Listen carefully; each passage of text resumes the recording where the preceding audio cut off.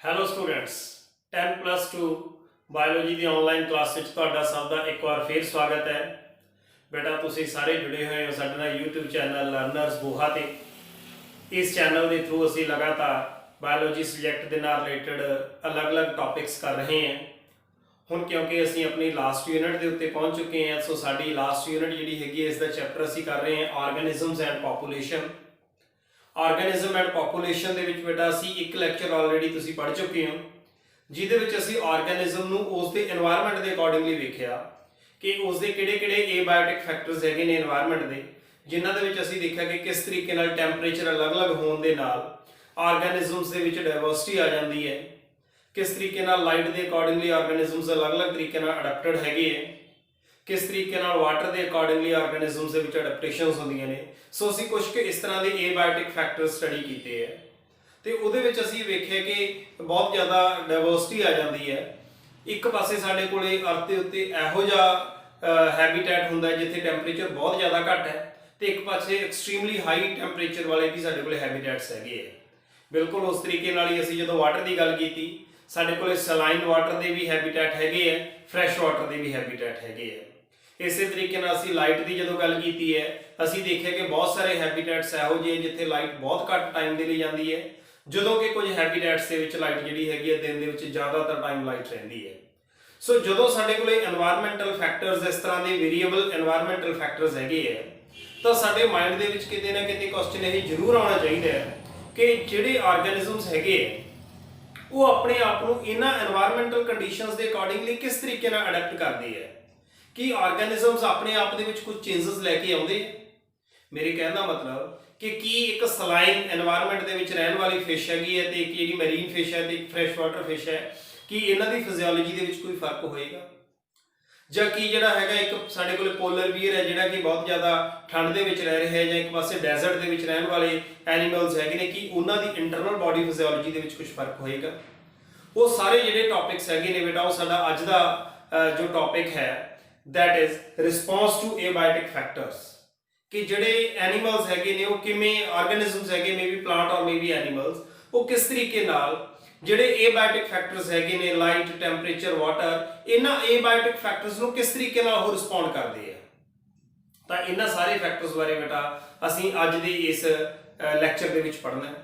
हुण बेटा जो ऑर्गेनिजम्स एक पर्टिकुलर एनवायरमेंट दे विच रह रहे हैं, वो इस अर्थ दे उत्ते है during the course of time उन्होंने एवोल्यूशन हुई, तो उस एवोल्यूशन के अकॉर्डिंगली उन्होंने कुछ अपना एक इस तरीके का इंटरनल एनवायरमेंट बना लिया, एक इंटरनल एनवायरमेंट की कॉन्सटेंसी मेनटेन कर ली जिहदे उत्ते मैक्सिमम परफॉर्मेंस दे सकते हैं। मतलब कि उन्होंने इंटरनल जिहड़े बायोकैमिकल रिएक्शंस ने इस तरीके सैट हो चुके हैं कि वह अपनी मैक्सिमम परफॉर्मेंस दे रहे हैं। जिस तरह असीं गल करिए अपनी बॉडी का जिहड़ा इंटरनल टैंपरेचर है that is 37 degree Celsius. So sari body का जिहड़ा कॉन्सटेंट इंटरनल टैंपरेचर है, इसको असीं होमियोस्टैसिस बोलते हैं कि असीं अपना होमियोस्टैसिस मेनटेन करने की कोशिश करते हैं।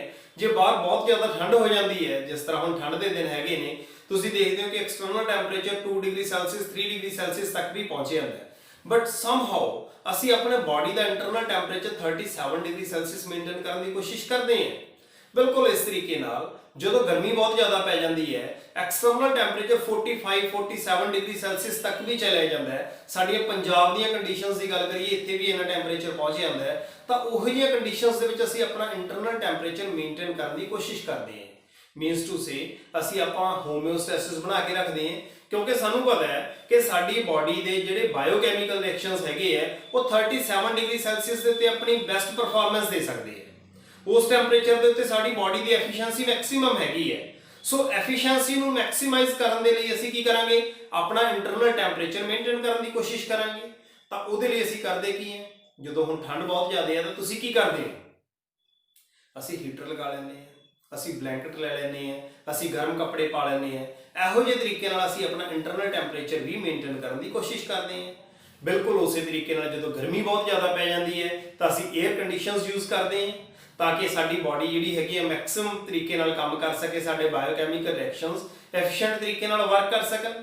सो ये जिहड़े मीनस हैगे, तुसीं की सोच रहे हो हीटर लगा लेना, AC लगा लेना, ये सारे जिहड़े मैथड्स हैगे ने की ये नैचुरल हैगे? नो, ये तो आर्टिफिशियल मैथड्स हैगे। बीइंग ह्यूमन बीइंग्स असीं जिहड़े हैगे सारे मैथड्स जिहड़े अडॉप्ट कर रहे हैं, but what about other animals?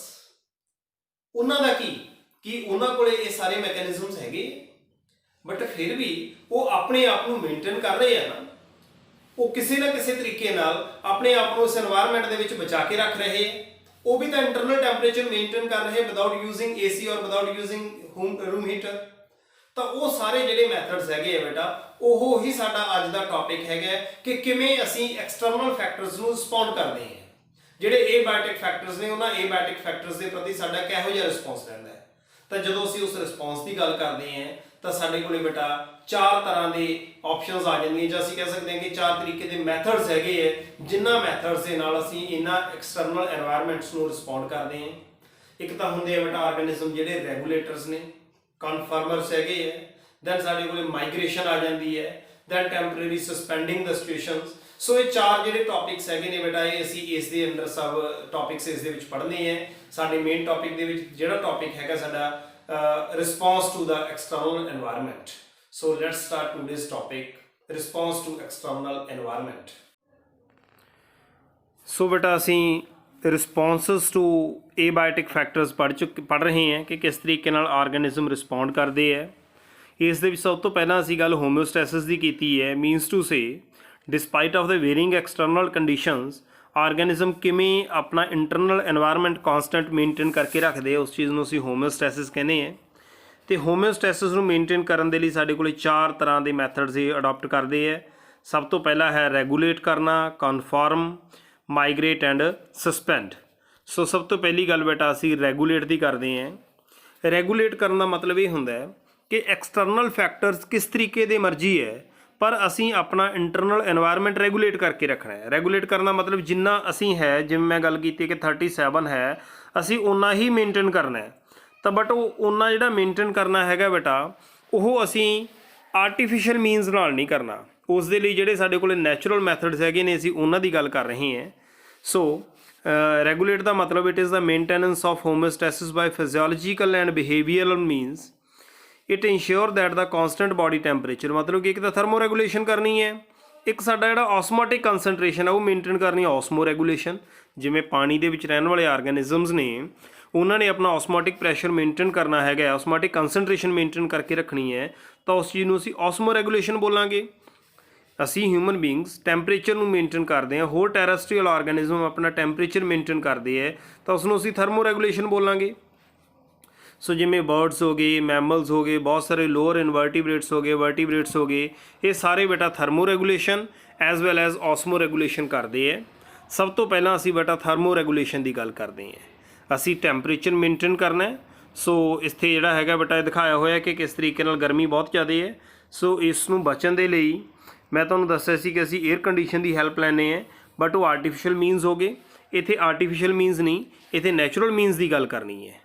Natural means ਦੇ ਵਿੱਚ ਬੇਟਾ ਸਭ ਤੋਂ ਪਹਿਲੀ ਸਾਡੇ ਕੋਲ ਅਡੈਪਟੇਸ਼ਨ ਹੈਗੀ ਹੈ ਕਿ ਸਾਨੂੰ ਸਵੈਟਿੰਗ ਹਿਊਮਨ ਬਾਡੀ ਦੀ ਹੋਣੀ, ਪਸੀਨਾ ਆਉਣਾ। ਜਦੋਂ ਸਵੈਟਿੰਗ ਹੁੰਦੀ ਹੈ ਬੇਟਾ, ਸਵੈਟ ਸਾਡੇ ਸਕਿਨ ਦੇ ਉੱਤੇ ਆ ਕੇ ਇਵੈਪੋਰੇਟ ਹੋ ਜਾਂਦਾ ਹੈ। ਵੀ ਨੋ ਇਵੈਪੋਰੇਸ਼ਨ ਲੀਡਸ ਟੂ ਕੂਲਿੰਗ, ਉਹ ਪਿੱਛੇ ਕੂਲਿੰਗ ਇਫੈਕਟ ਦਿੰਦਾ ਹੈ, ਅਤੇ ਉਸ ਕੂਲਿੰਗ ਇਫੈਕਟ ਨਾਲ ਸਾਡੀ ਬਾਡੀ ਦਾ ਟੈਂਪਰੇਚਰ ਜਿਹੜਾ ਹੈਗਾ ਉਹ ਡਿਕਰੀਜ਼ ਹੋ ਜਾਂਦਾ ਹੈ। ਮਤਲਬ ਕਿ ਜੇ ਸਾਡਾ ਐਕਸਟਰਨਲ ਟੈਂਪਰੇਚਰ ਜਿਹੜਾ ਹੈਗਾ ਉਹ 45 ਹੈਗਾ, ਤਾਂ ਪਸੀਨਾ ਆਉਣਾ, ਜਿਹੜਾ ਸਵੈਟਿੰਗ ਆਉਣਾ, ਉਹ ਇੱਕ ਕੋਸ਼ਿਸ਼ ਹੈਗੀ ਹੈ ਕਿ ਅਸੀਂ ਆਪਣਾ ਇੰਟਰਨਲ ਟੈਂਪਰੇਚਰ 37 ਡਿਗਰੀ ਸੈਲਸੀਅਸ ਦੇ ਨੇੜੇ ਤੇੜੇ ਲੈ ਕੇ ਜਾਈਏ, ਕਿਉਂਕਿ ਸਵੈਟਿੰਗ ਜਿਹੜੀ ਹੈਗੀ ਉਹਦੀ ਇਵੈਪੋਰੇਸ਼ਨ ਹੋਏਗੀ ਅਤੇ ਜਿਸ ਦੇ ਨਾਲ ਕੂਲਿੰਗ ਇਫੈਕਟ ਆਏਗਾ। ਬਿਲਕੁਲ ਉਸੇ ਤਰੀਕੇ ਨਾਲ ਹੀ ਜਦੋਂ ਠੰਡ ਬਹੁਤ ਜ਼ਿਆਦਾ ਹੋ ਜਾਂਦੀ ਹੈ, ਠੰਡ ਬਹੁਤ ਜ਼ਿਆਦਾ ਹੋਣ ਦਾ ਮਤਲਬ ਜਿਹੜਾ ਐਕਸਟਰਨਲ ਟੈਂਪਰੇਚਰ ਸਾਡਾ ਹੈਗਾ ਬਟ ਐਕਸਟਰਨਲ ਟੈਂਪਰੇਚਰ ਬਹੁਤ ਜ਼ਿਆਦਾ ਡਿਕਰੀਜ਼ ਹੋ ਗਿਆ। ਸਪੋਜ਼ ਜਿਹੜਾ ਹੈਗਾ ਬਾਹਰ ਜਿਹੜਾ ਟੈਂਪਰੇਚਰ ਸਾਡੇ ਕੋਲ ਬੇਟਾ ਜਿਹੜਾ ਹੈਗਾ ਉਹ 4 ਡਿਗਰੀ ਸੈਲਸੀਅਸ 5 ਡਿਗਰੀ ਸੈਲਸੀਅਸ ਹੋ ਗਿਆ, ਬਟ ਅਸੀਂ ਉਹਨੂੰ ਮੇਨਟੇਨ 37 ਡਿਗਰੀ ਸੈਲਸੀਅਸ 'ਤੇ ਕਰਨਾ ਹੈ, ਤਾਂ ਉਸ ਦੇ ਲਈ ਬਾਡੀ ਇੱਕ ਐਫਰਟ ਕਰਦੀ ਹੈ, ਦੈਟ ਇਜ਼ ਸ਼ਿਵਰਿੰਗ।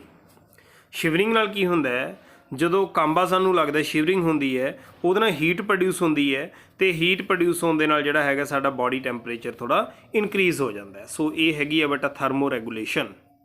ਇਸੇ ਤਰੀਕੇ ਨਾਲ ਬੇਟਾ ਹੁਣ ਜੇ ਅਸੀਂ ਥਰਮੋ ਰੈਗੂਲੇਸ਼ਨ ਦੀ ਗੱਲ ਕਰੀਏ ਕਿ ਥਰਮੋ ਰੈਗੂਲੇਸ਼ਨ ਜਿਹੜੇ ਅਲੱਗ-ਅਲੱਗ ਆਰਗੈਨਿਜ਼ਮਸ ਦੇ ਵਿੱਚ ਹੁੰਦੀ ਹੈ, ਉਹਨਾਂ ਆਰਗੈਨਿਜ਼ਮਸ ਦੇ ਵਿੱਚ ਕੀ ਉਹਨਾਂ ਦੀ ਬਾਡੀ ਦੀ ਫਿਜ਼ੀਓਲੋਜੀ ਹੋਊਗੀ।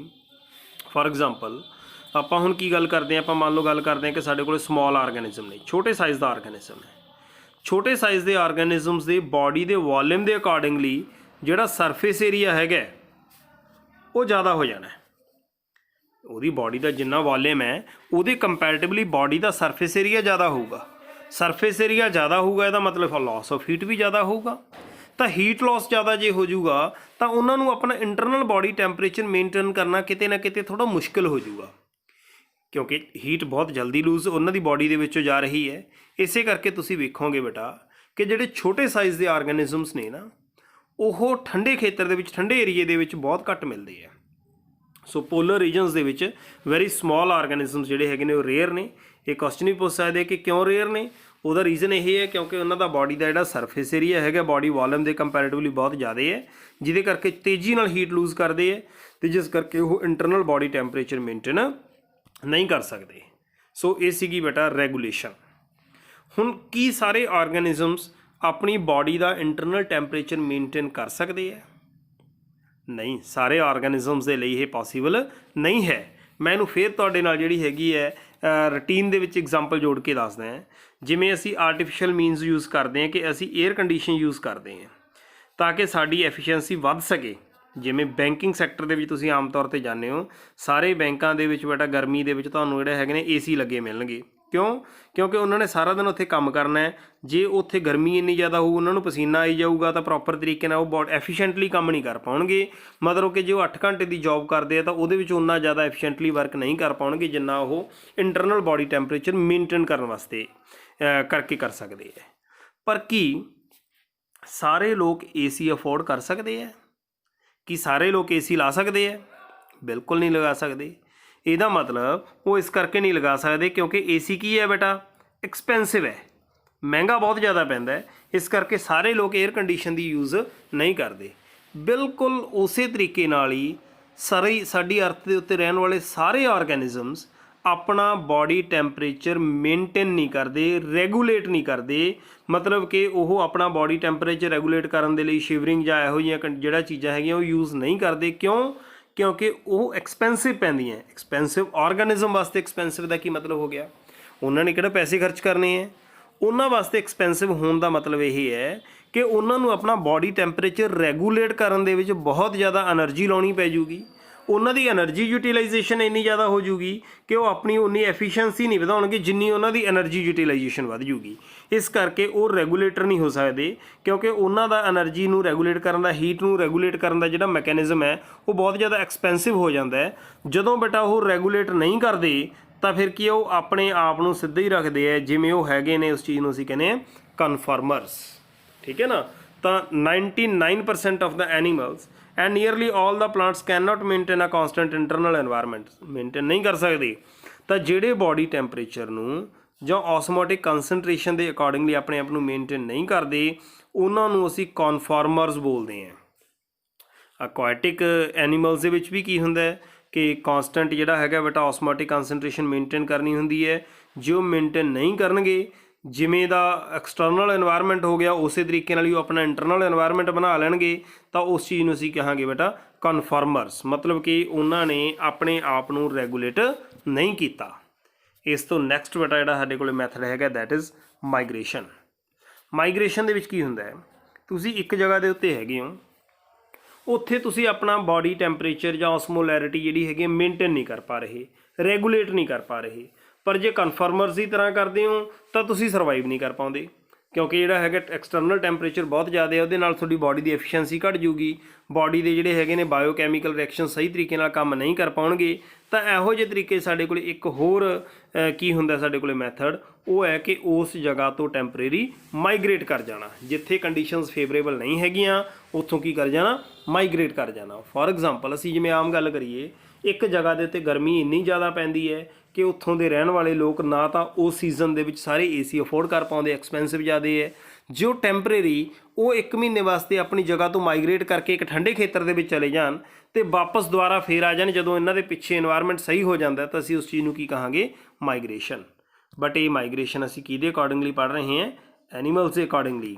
ਐਨੀਮਲਸ ਦੇ ਵਿੱਚ ਮਾਈਗ੍ਰੇਸ਼ਨ ਕਿਵੇਂ ਹੁੰਦੀ ਹੈ? ਦੇਖੋ ਇੱਥੇ ਸਾਈਬੇਰੀਅਨ ਕ੍ਰੇਨ ਜਿਹੜੀ ਹੈਗੀ ਹੈ ਬੇਟਾ ਉਹਦੀ ਫੋਟੋਗ੍ਰਾਫ ਤੁਹਾਨੂੰ ਦਿਖਾਈ ਗਈ ਹੈ। ਸਾਈਬੇਰੀਅਨ ਕ੍ਰੇਨ ਬਹੁਤ ਜ਼ਿਆਦਾ ਲੌਂਗ ਡਿਸਟੈਂਸ ਟਰੈਵਲ ਕਰਕੇ ਬੇਟਾ ਮਾਈਗ੍ਰੇਸ਼ਨ ਕਰਦੀ ਹੈ। ਹਰ ਸਾਲ ਜਿਹੜੀ ਹੈਗੀ ਉਹ ਮਾਈਗ੍ਰੇਟ ਹੁੰਦੀ ਹੈ। ਸੋ ਜਿਵੇਂ ਆਪਣੇ ਕੋਲ ਕਲੇਡੀਓ ਨੈਸ਼ਨਲ ਪਾਰਕ, ਭਰਤਪੁਰ ਸੈਂਚੁਰੀ ਵੀ ਇਸ ਨੂੰ ਕਹਿੰਦੇ ਹੈ। ਇਹਦੇ ਵਿੱਚ ਬਹੁਤ ਸਾਰੇ ਮਾਈਗ੍ਰੇਟਰੀ ਬਰਡਸ ਆਉਂਦੇ ਆ ਸਾਈਬੇਰੀਆ ਤੋਂ। ਇਸੇ ਤਰੀਕੇ ਨਾਲ ਜੇ ਪੰਜਾਬ ਦੇ ਵਿੱਚ ਤੁਸੀਂ ਗੱਲ ਕਰੋ ਤਾਂ ਹਰੀਕੇ ਵੈਟਲੈਂਡ ਹੈ, ਰੋਪੜ ਵੈਟਲੈਂਡ ਹੈਗੀ ਹੈ। ਤਾਂ ਇਹਨਾਂ ਵੈਟਲੈਂਡਸ ਦੇ ਉੱਤੇ ਬੇਟਾ ਬਹੁਤ ਸਾਰੇ ਜਿਹੜੇ ਬਰਡਸ ਹੈਗੇ ਨੇ ਹਰ ਸਾਲ ਸਟਰੈਸਫੁਲ ਕੰਡੀਸ਼ਨਸ ਨੂੰ ਅਵੋਇਡ ਕਰਨ ਦੇ ਲਈ ਆਉਂਦੇ ਹੈ, ਇੱਥੇ ਬਰੀਡਿੰਗ ਕਰਦੇ ਹੈ। ਅਤੇ ਜਿਹੜੇ ਏਰੀਆ ਦੇ ਵਿੱਚੋਂ ਆਉਂਦੇ ਹੈ ਜਦੋਂ ਉੱਥੇ ਸਟਰੈਸਫੁਲ ਕੰਡੀਸ਼ਨਸ ਖਤਮ ਹੋ ਜਾਂਦੀਆਂ ਨੇ ਤਾਂ ਉੱਥੇ ਵਾਪਸ ਚਲੇ ਜਾਂਦੇ ਹੈ। ਇਸ ਤਰ੍ਹਾਂ ਦੀਆਂ ਜਿਹੜੀਆਂ ਅਡੈਪਟੇਸ਼ਨਸ ਨੇ ਇਸ ਨੂੰ ਅਸੀਂ ਕੀ ਬੋਲਦੇ ਹਾਂ, ਮਾਈਗ੍ਰੇਸ਼ਨਸ। ਮਾਈਗ੍ਰੇਸ਼ਨ ਤੋਂ ਬਾਅਦ ਦੇ ਵਿੱਚ ਇੱਕ ਸਾਡੇ ਕੋਲ ਹੋਰ ਮੈਥਡ ਜਿਹੜੇ ਆਰਗੈਨਿਜ਼ਮਸ ਜਨਰਲੀ ਅਡੋਪਟ ਕਰਦੇ ਹੈ ਉਹ ਹੁੰਦਾ ਸਸਪੈਂਡ ਕਰ ਦੇਣਾ।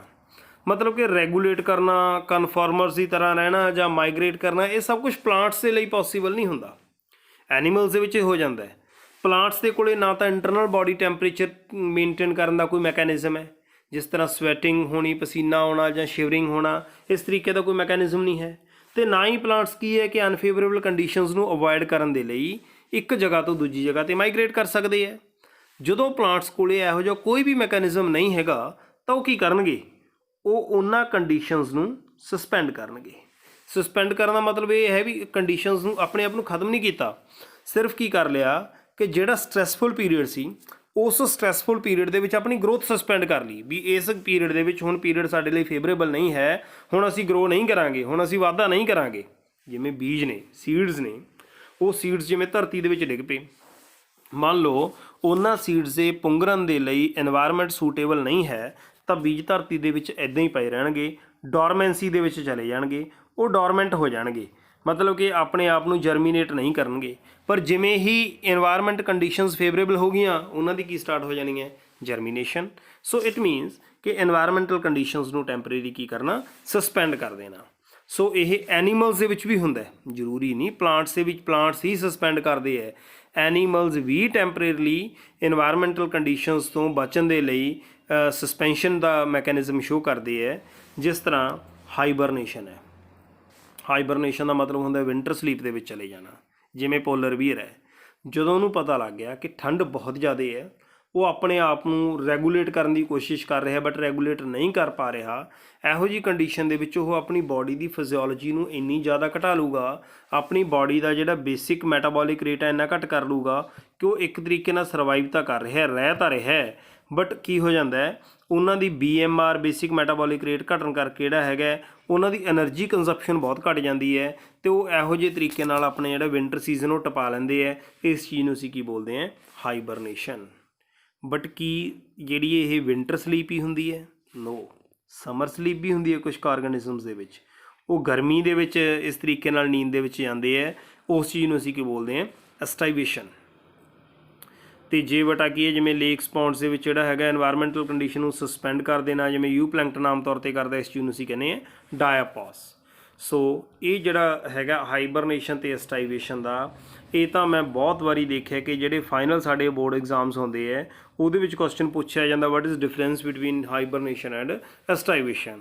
ਤੁਸੀਂ ਐਗਜ਼ਾਮਪਲਸ ਦੇ ਕੇ ਬੇਟਾ ਇਹਨਾਂ ਦੇ ਵਿੱਚ ਡਿਫਰੈਂਸ ਦੱਸ ਸਕਦੇ ਹੋ। ਸੋ ਇਸ ਤਰੀਕੇ ਨਾਲ ਬੇਟਾ ਆਰਗੈਨਿਜ਼ਮਸ ਆਪਣੇ ਆਪ ਨੂੰ ਇਨਵਾਇਰਮੈਂਟਲ ਕੰਡੀਸ਼ਨਸ ਦੇ ਅਕੋਰਡਿੰਗਲੀ ਅਡਾਪਟ ਕਰ ਰਹੇ ਹੈ, ਉਹ ਕਿਸ ਤਰੀਕੇ ਨਾਲ ਰਿਸਪੌਂਡ ਕਰ ਰਹੇ ਹੈ ਏਬਾਇਓਟਿਕ ਫੈਕਟਰਸ ਨੂੰ। ਸੋ ਸਾਡਾ ਬੇਟਾ ਇਹ ਅੱਜ ਦਾ ਟੌਪਿਕ ਸੀ। ਮੈਂ ਉਮੀਦ ਕਰਦਾ ਕਿ ਤੁਹਾਨੂੰ ਇਹ ਟੌਪਿਕ ਬਿਲਕੁਲ ਵਧੀਆ ਤਰੀਕੇ ਨਾਲ ਸਮਝ ਲੱਗਿਆ ਹੋਏਗਾ। ਇਸ ਤੋਂ ਨੈਕਸਟ ਬੇਟਾ ਜਿਹੜਾ ਸਾਡੇ ਕੋਲ ਟੌਪਿਕ ਸਟਾਰਟ ਹੋਣਾ ਹੈ, ਦੈਟ ਇਜ਼ ਅਡੈਪਟੇਸ਼ਨਸ। ਸੋ ਅਸੀਂ ਦੇਖਿਆ ਕਿ ਆਰਗੈਨਿਜ਼ਮਸ ਕੋਲੇ ਅਲੱਗ-ਅਲੱਗ ਅਲਟਰਨੇਟਿਵਸ ਅਵੇਲੇਬਲ ਹੈਗੇ ਹੈ to cope with external conditions. ਜਿਹੜੀਆਂ ਐਕਸਟ੍ਰੀਮ ਕੰਡੀਸ਼ਨਸ ਦੇ ਉਹਨਾਂ ਦੇ ਅਕੋਰਡਿੰਗਲੀ ਕੁਛ ਨੇ ਆਪਣਾ ਜਿਹੜਾ ਅਲਟਰਨੇਟਿਵ ਮੈਥਡ ਜਿਹੜਾ ਹੈਗਾ ਉਹ ਰੈਗੂਲੇਸ਼ਨ ਦਾ ਬਣਾਇਆ, ਕੁਛ ਕਨਫਰਮਰ ਸੀਗੇ, ਕੁਛ ਨੇ ਮਾਈਗ੍ਰੇਸ਼ਨ ਕੀਤੀ, ਕੁਝ ਨੇ ਸਸਪੈਂਡ ਕੀਤਾ। ਸੋ ਉਹ ਮਤਲਬ ਕਿ ਆਪਣੇ ਆਪ ਦੇ ਵਿੱਚ ਕੁਝ ਤਾਂ ਇੰਟਰਨਲ ਫਿਜ਼ੀਓਲੋਜੀਕਲ ਚੇਂਜਸ ਲੈ ਕੇ ਆ ਰਹੇ ਹੈ, ਜਿਵੇਂ ਰੈਗੂਲੇਸ਼ਨ ਦੇ ਵਿੱਚ ਆਇਆ, ਤੇ ਕੁਝ ਕੁ ਬਿਹੇਵੀਅਰਲ ਚੇਂਜਸ ਸ਼ੋ ਕਰ ਰਹੇ, ਜਿਵੇਂ ਮਾਈਗ੍ਰੇਟ ਕਰ ਜਾਣਾ ਇੱਕ ਬਿਹੇਵੀਅਰਲ ਚੇਂਜ ਹੈਗੀ ਹੈ।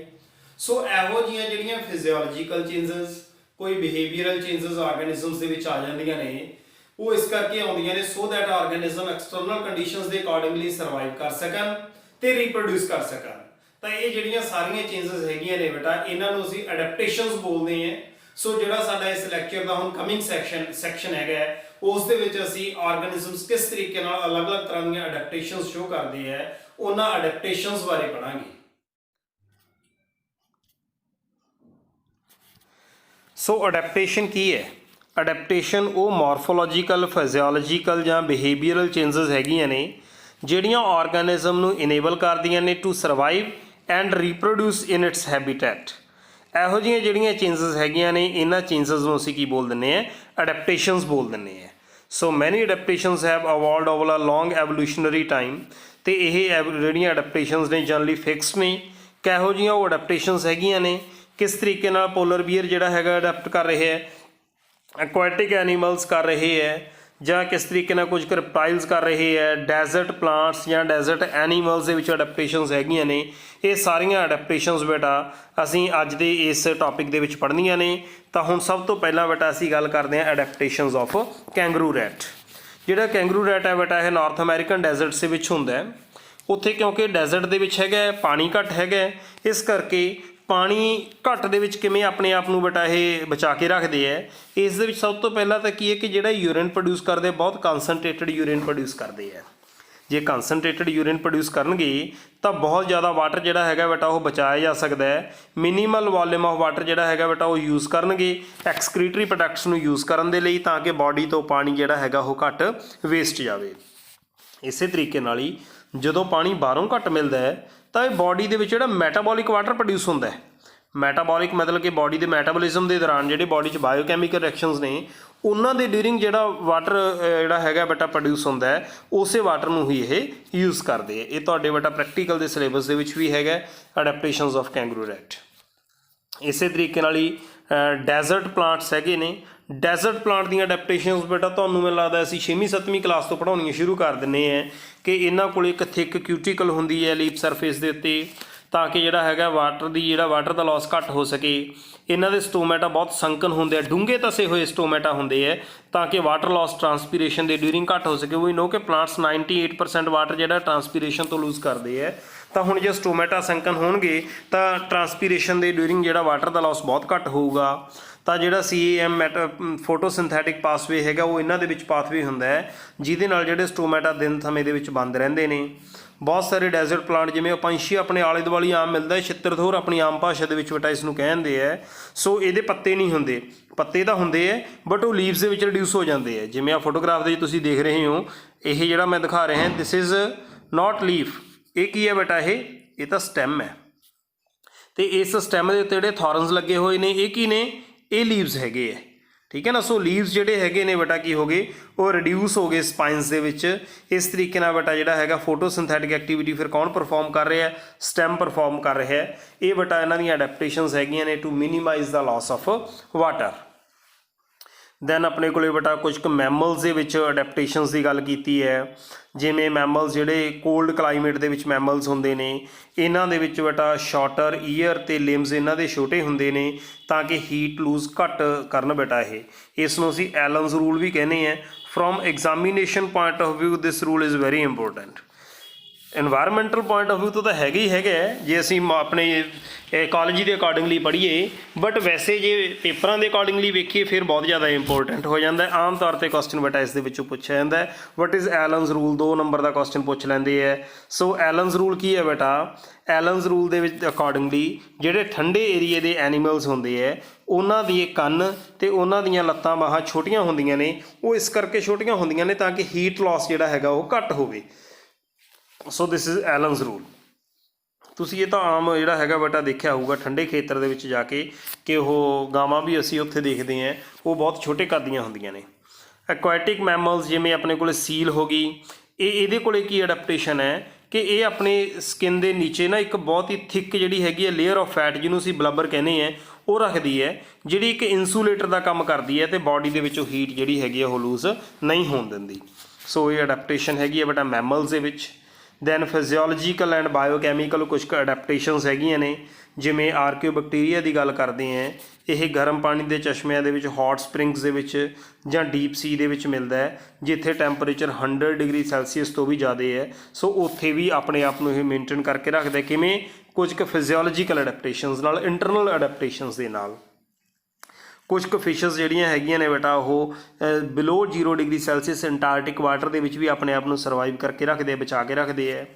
ਬਹੁਤ ਸਾਰੇ ਮਰੀਨ ਇਨਵਰਟੀਬ੍ਰੇਟਸ ਤੇ ਫਿਸ਼ਸ ਹੈਗੀਆਂ ਨੇ ਜਿਹੜੀਆਂ ਓਸ਼ਨ ਦੇ ਵਿੱਚ ਬਹੁਤ ਜ਼ਿਆਦਾ ਡੈਪਥ ਤੇ ਵੀ ਸਰਵਾਈਵ ਕਰਦੀਆਂ, ਜਿੱਥੇ ਪ੍ਰੈਸ਼ਰ ਜਿਹੜਾ ਹੈਗਾ ਬਹੁਤ ਜ਼ਿਆਦਾ ਹੁੰਦਾ, ਨਾਰਮਲ ਐਟਮੋਸਫੈਰਿਕ ਪ੍ਰੈਸ਼ਰ ਤੋਂ 100 ਟਾਈਮਸ ਜ਼ਿਆਦਾ ਹੋ ਜਾਂਦਾ ਹੈ। ਸੋ ਉੱਥੇ ਵੀ ਉਹ ਆਪਣੇ ਆਪ ਨੂੰ ਬਚਾ ਕੇ ਰੱਖ ਸਕਦੀਆਂ ਨੇ। ਸੋ ਇਸ ਤਰੀਕੇ ਨਾਲ ਬੇਟਾ ਆਪਣੇ ਕੋਲੇ ਹਾਈ ਐਲਟੀਟਿਊਡ ਦੇ ਉੱਤੇ ਜਾ ਕੇ ਅਸੀਂ ਥੋੜ੍ਹਾ ਜਿਹਾ ਐਲਟੀਟਿਊਡ ਸਿਕਨੈਸ ਜਿਹੜੀ ਹੈਗੀ ਉਹ ਫੀਲ ਕਰਦੇ ਹਾਂ, ਜਿਹਦੇ ਵਿੱਚ ਸਾਨੂੰ ਨੌਜ਼ੀਆ ਹੋ ਜਾਂਦਾ ਹੈ, ਹਾਰਟ ਸਾਡਾ ਪਲਪੀਟੇਸ਼ਨ ਸਟਾਰਟ ਹੋ ਜਾਂਦੀ ਹੈ, ਫਟੀਗ ਹੋ ਜਾਂਦੀ ਹੈ। ਸੋ ਇਹ ਸਭ ਕੁਛ ਬੇਟਾ ਕਿਉਂ ਹੁੰਦਾ ਹੈ? ਕਿਉਂਕਿ ਉੱਥੇ ਐਟਮੋਸਫੇਰਿਕ ਪ੍ਰੈਸ਼ਰ ਘੱਟ ਹੁੰਦਾ ਹੈ। ਐਟਮੋਸਫੇਰਿਕ ਪ੍ਰੈਸ਼ਰ ਘੱਟ ਹੋਣ ਦਾ ਕੀ ਮਤਲਬ ਹੈ ਕਿ ਹਵਾ ਦੀ ਡੈਂਸਿਟੀ ਬਹੁਤ ਘੱਟ ਹੈ, ਜਿਹਦੇ ਕਰਕੇ ਉੱਥੇ ਆਕਸੀਜਨ ਦੀ ਕੰਸਨਟ੍ਰੇਸ਼ਨ ਘੱਟ ਜਾਂਦੀ ਹੈ। ਜਦੋਂ ਆਕਸੀਜਨ ਦੀ ਕੰਸਨਟ੍ਰੇਸ਼ਨ ਬੇਟਾ ਘੱਟ ਜਾਂਦੀ ਹੈ ਤਾਂ ਸਾਡੇ ਲੰਗਸ ਨੂੰ ਇਨਫ ਆਕਸੀਜਨ ਨਹੀਂ ਮਿਲ ਪਾਉਂਦੀ।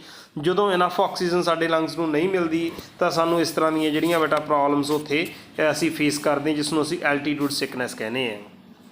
ਸੋ ਅਸੀਂ ਇਸ ਸਿਚੁਏਸ਼ਨ ਨੂੰ ਬੇਟਾ ਕਿਵੇਂ ਫਿਰ ਆਪਣੇ ਆਪ ਨੂੰ ਬਚਾਉਣੇ ਇਸ ਸਿਚੁਏਸ਼ਨ ਦੇ ਅਕੋਰਡਿੰਗਲੀ ਸਾਡੇ 'ਚ ਇੱਕ ਫਿਜ਼ੀਓਲੋਜੀਕਲ ਚੇਂਜ ਉਦੋਂ ਕੀ ਆਉਂਦੀ ਹੈ। ਹੁਣ ਤੁਸੀਂ ਦੇਖੋ ਕਿ ਐਕਸਟਰਨਲ ਐਨਵਾਇਰਨਮੈਂਟ ਦੇ ਵਿੱਚ ਆਕਸੀਜਨ ਘੱਟ ਹੈ ਅਤੇ ਸਾਡੀ ਬਾਡੀ ਦੇ ਵਿੱਚ ਹੁੰਦਾ haemoglobin to bind with oxygen. ਹੁਣ ਆਕਸੀਜਨ ਘੱਟ ਹੈ, ਹੀਮੋਗਲੋਬਿਨ ਜਿਹੜਾ ਆਕਸੀਜਨ ਨਾਲ ਉਨੀ ਕੁ ਨਾਲ ਹੀ ਬਾਈਂਡ ਕਰ ਰਿਹਾ ਜਿੰਨੀ ਕੁ ਆਕਸੀਜਨ ਅਵੇਲੇਬਲ ਹੈਗੀ ਹੈ। ਇਸ ਕੇਸ ਦੇ ਵਿੱਚ ਦੋ ਚੀਜ਼ਾਂ ਕੀਤੀਆਂ ਜਾ ਸਕਦੀਆਂ, ਜਾਂ ਤਾਂ ਆਕਸੀਜਨ ਦੀ ਕੰਸਨਟ੍ਰੇਸ਼ਨ ਵਧਾ ਲਈਏ, ਉਹ ਤਾਂ ਪੋਸੀਬਲ ਨਹੀਂ ਹੈ, ਅਤੇ ਜੇ ਅਸੀਂ ਇਹਦੀ ਜਗ੍ਹਾ 'ਤੇ ਆਪਣਾ ਹੀਮੋਗਲੋਬਿਨ ਹੀ ਵਧਾ ਦਈਏ, ਮਤਲਬ ਕਿ ਹੁਣ ਹੀਮੋਗਲੋਬਿਨ ਦੀ ਆਕਸੀਜਨ ਦਾ ਜਦੋਂ ਪ੍ਰੈਸ਼ਰ ਘਟ ਗਿਆ, ਉਹਦੇ ਨਾਲ ਹੀਮੋਗਲੋਬਿਨ ਦੀ ਆਕਸੀਜਨ ਨਾਲ ਬਾਈਂਡ ਕਰਨ ਦੀ ਕਪੈਸਿਟੀ ਥੋੜ੍ਹੀ ਜਿਹੀ ਘੱਟ ਜਾਂਦੀ ਹੈ।